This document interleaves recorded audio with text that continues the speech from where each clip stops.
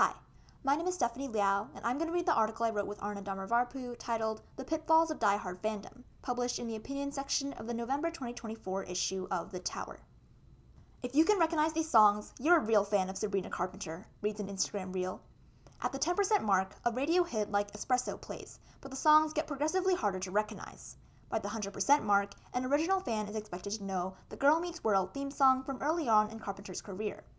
Other videos on social media made by these self-proclaimed original fans claim that only true fans deserve tour tickets, advocating for Ticketmaster's verified fan system to include a test of fandom membership in order to prove concert eligibility. In today's fandoms, simply enjoying an artist's music isn't enough to be considered a real fan. You now have to pass a series of loyalty tests to earn your place. The pressure to be considered a true fan has turned artists' fan bases into exclusive clubs where entirely random criteria are more important than genuine appreciation.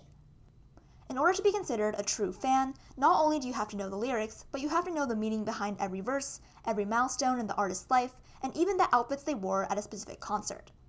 This leads to a contrived hierarchy, where longtime fans view themselves as superior to newer ones who may not yet be as familiar with the artist.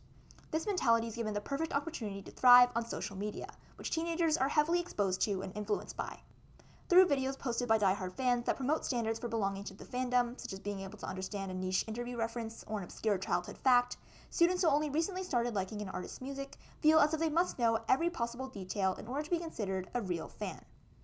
The idea that only those who fit the criteria of a true fan should be able to join an artist's fan base significantly undermines the idea that a fandom should be about inclusivity and shared love for the artist's music.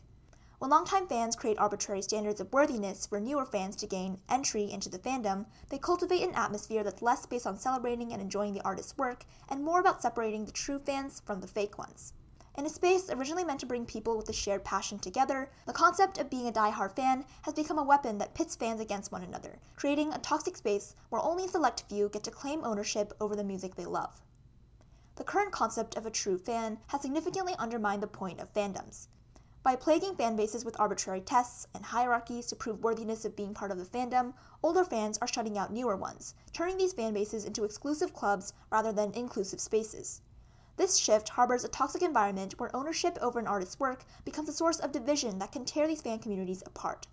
While many teenagers may feel pressure to conform to this culture, they, as the largest consumers of music, have the power to realign fandoms with their original value of unity. Superfans, in particular, have a responsibility to take a step back and recognize that just because they have been a fan of an artist longer than their classmates, it doesn't mean they are automatically superior. By discouraging demeaning behavior toward newer fans and offering guidance instead of judgment, longtime fans can help cultivate a welcoming and supportive space.